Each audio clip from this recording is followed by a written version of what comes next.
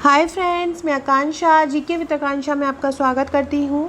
Friends, आज हम MPPSC mains के प्रीवियस ईयर्स के पेपर का भाग 14 पढ़ने वाले हैं।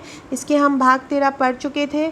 हमने हिस्ट्री पूरा कर लिया है, ज्योग्राफी पूरा कर लिया है, पॉलिटी की 3 नंबर वाले क्वेश्चन कर लिए, मतलब सेकेंड पेपर का पार्ट ए हम कर चुके हैं और पार्ट ए का हमने 3 नंबर के क्वेश्चन कर लिए थे। आज हम 6 मार्कर के कुछ क्वेश्चन देखेंगे। ये जो सभी आंसर्स हैं फ्रेम किए हुए हैं, फ्लो चार्ट और मैपिंग सहित है।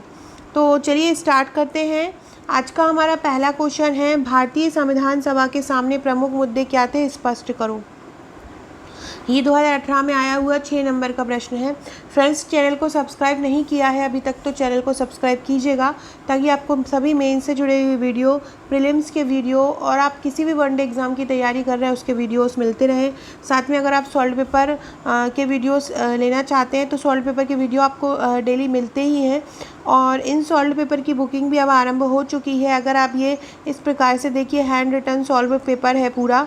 आप जब आप बुक्स लेते हैं मार्केट में, महावीर, पुणेकर, बहुत सारे पब्लिकेशन के सॉल्व पेपर मिलते हैं, लेकिन उन सॉल्व पेपर में क्या होता है कि आपने भी पढ़ा होगा, उसमें स्पष्ट नहीं ना तो वर्डिंग के अकॉर्डिंग आंसर दिया होता है, बस एक जो गूगल का उतार के सेम दे दिया होता है आंसर में। वहाँ पे ना तो ये दिया होता कि आपको 100 शब्द में 6 नंबर का या आपको 300 शब्द में 15 नंबर का लिखना है।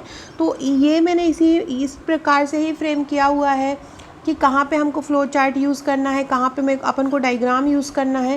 तो इस प्रकार से मैंने ये सॉल्व पेपर में पेपर 1 से 5 तक कंप्लीट किया है।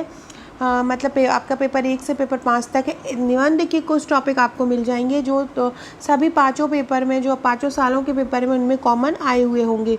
तो आप चाहें तो इसको ले सकते हैं। अगर आप कल तक बुकिंग कराते हैं तो इसकी जो प्राइस है वो 1500 रुपये है।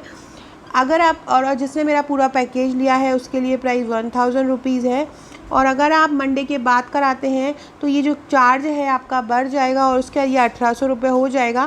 क्योंकि फ्रेंड्स, ये जो पेजेस हैं आपको दिख रहा होगा कि ये मैंने हाथों से लिखे हैं और मेरे को प्रिंट नहीं कराती हूँ, मैं इनको ऐसा ही डायरेक्ट कॉपी कराती हूँ। डायरेक्ट कॉपी कराने में पेज जो है वो ज़्यादा हो जाता है, ज़्यादा पेजेस हो जाता है तो कॉपी का चार्ज भी ज़्यादा लगता है, साथ में कुरियर चार्ज भी ज़्यादा लग जाता है, क्योंकि पेज का अमाउंट ज़्यादा होता है तो इसलिए इसके चार्ज थोड़े से ज़्यादा रहते हैं। अभी जो है वो बहुत ज़्यादा, जैसे कि आप मार्केट से कोई सॉल्व पेपर मंगाते हैं तो आप 300-400 का कोई सॉल्व पेपर है, घर आने तक आपको वो 600-700 का पड़ जाता है। उसमें भी आपको बहुत मेहनत करनी पड़ती है।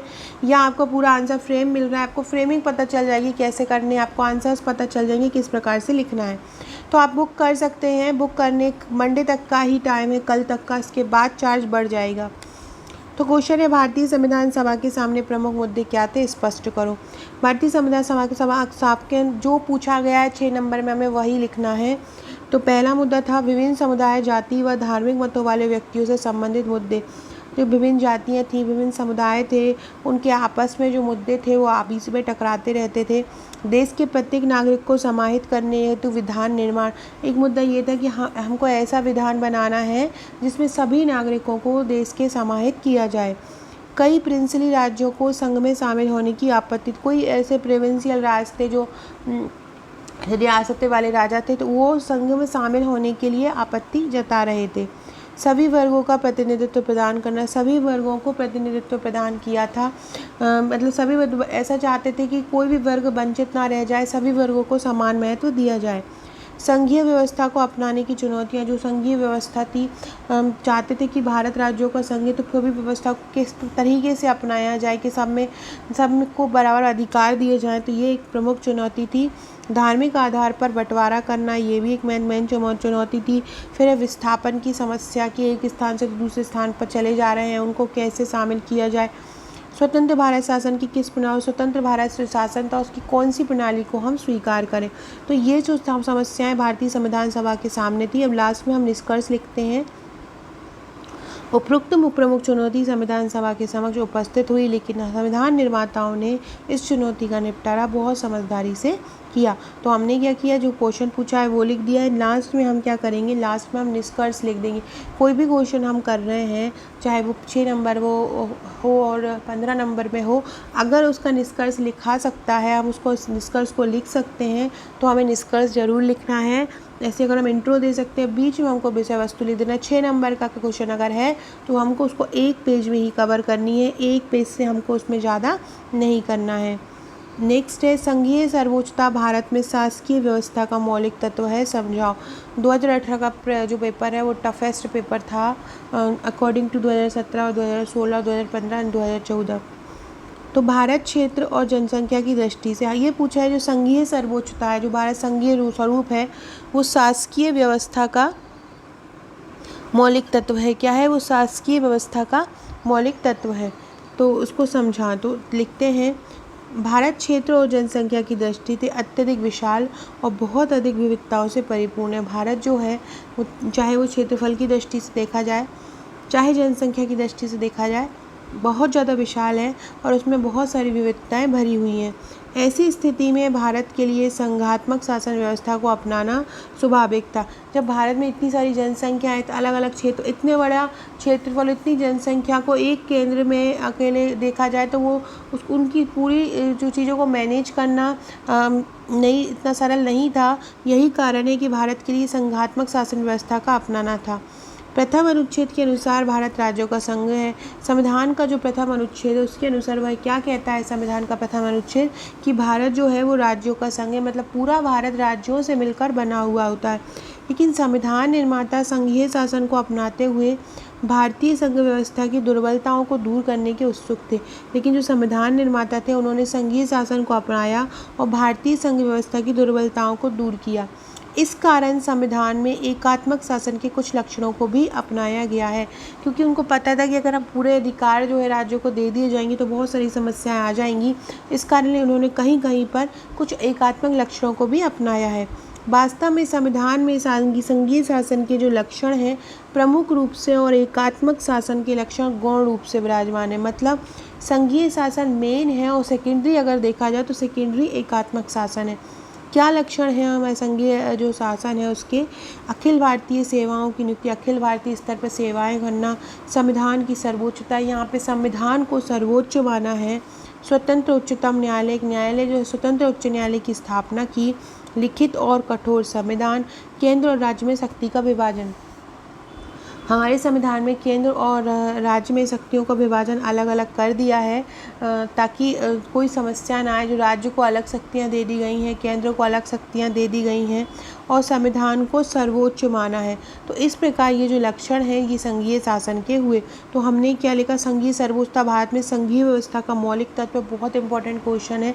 संघीय सर्वोच्चता भारत में शासकीय व्यवस्था का मौलिक तत्व है, मतलब यही सबसे मेन है, यही इसी के अकॉर्डिंग ही सब काम होते हैं। तो हमने इस प्रकार से ये आंसर कंप्लीट किया। हमारा नेक्स्ट आंसर देखते हैं फ्रेंड। इसी प्रकार से पूरा सॉल्व पेपर मेरा कंप्लीट है। देखिए बस आपको जैसे कि ये वाला आंसर भी है कि भारत में संसदीय लोकतंत्र को मजबूत बनाने हेतु कौन सी आवश्यक शर्तें हैं। तो हमने ऊपर इंट्रो लिख लिया है, मजबूत करने हेतु ये आवश्यक शर्तें, और लास्ट में निष्कर्ष लिख लिया है। तो इस प्रकार से पूरा आंसर इसी प्रकार से फ्रेम है। 2F क्वेश्चन है ये, मतलब दूसरे का 6वां क्वेश्चन है ये। भारतीय संसद ने अभी अभी अपनी 60वीं वर्षगांठ मनाई है। लोकप्रिय सरकार और संसद जैसी प्रतिनिधि संस्थाओं की चाहत आज़ादी के संघर्ष के केंद्र में थी। संविधान निर्माताओं ने ऐसी संसद का सपना देखा था जो विविधता और लोकतंत्र की असली प्रतिनिधि संस्था हो। जो भारतीय संसद ने अभी अभी 60वीं वर्षगांठ मनाई है। लोकप्रिय सरकार और संसद जैसी प्रतिनिधि संस्थाओं की चाहत आज़ादी के संघर्ष के केंद्र में थी।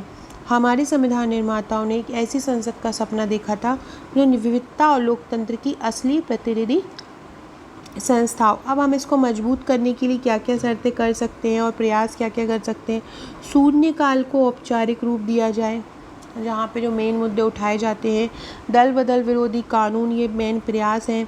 सांसदों को काम करने में सहयोग देने के लिए उन्हें उचित सहायक तंत्र से लैस करना होगा, एक कुछ सहायक तंत्र देना होगा। सांसदों के मतदान के रिकॉर्ड को पारदर्शी बनाया जाए, सांसद जो मतदान करें उनका जो रिकॉर्ड है उसको पारदर्शी बनाया जाए। महिलाओं को अधिक प्रतिनिधित्व दिया जाए, महिलाओं को सब ज़्यादा से ज़्यादा संसद में प्रतिनिधित्व देना चाहिए, चुनाव प्रणाली में उन्हें आगे लाना चाहिए। संसद और राजनीतिक पार्टी के बीच जो भी वार्तालाप होती, जो भी गठबंधन होते हैं उनमें पारदर्शिता लाई जाए। तो ये अगर हम सभी ये कर लेते हैं तो ये हम मजबूत, हमारी जो संसदीय व्यवस्था है वो और मजबूत हो सकती है।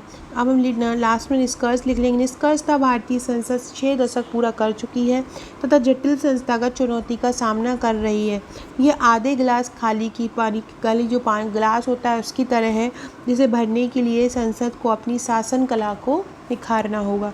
तो इस प्रकार से हम ये आंसर अपना लिख सकते हैं। सो फ्रेंड्स, ये हमने अपने 3 क्वेश्चन आज कंप्लीट किए। इसी प्रकार से पूरा सॉल्व पेपर अगर आप लेना चाहते हैं तो बुकिंग करवा दीजिए अपनी 1500 रुपये में। अगर आप इसके बाद लेते हैं तो आपका 300 से 400 चार्ज एक्स्ट्रा लग जाएगा कुरियर का। और 2014 से 2018 तक ये पूरे सॉल्व हैं। ये मेरा फुल पैकेज है फ्रेंड्स 8500 रुपये का। अगर आप सॉल्व पेपर लेना चाहते हैं उसमें 1000 रुपीज़ एक्स्ट्रा लग जाएगा आपका। यहाँ पे आपको पेड ग्रुप मिलेंगे, टेस्ट सीरीज़ मिलेंगी और रिवीजन आंसर्स ग्रुप में मिलते रहेंगे। सभी नोट्स हैंड रिटन है, आंसर फ्रेम किया हुआ है। इसी प्रकार ये मेरा सॉफ्ट कॉपी का पैकेज है। इनमें भी आपको 21 बिट्स व्हाट्सएप का पेड ग्रुप मिलेगा और टेस्ट सीरीज़ और रिवीजन आंसर्स आपको फ्री मिलेंगे। सो फ्रेंड्स, वीडियो अच्छा लगा हो तो लाइक शेयर ज़रूर कीजिएगा। ऊपर दिए जो कोई भी नंबर पे आप मुझे व्हाट्सअप कर सकते हैं। ये नंबर लिखा हुआ है 6260190944। डिस्क्रिप्शन में आपको एक लिंक भी मिल जाएगी, वहाँ से आप मेरे व्हाट्सअप और टेलीग्राम ग्रुप से जुड़ सकते हैं। Okay friends, thank you.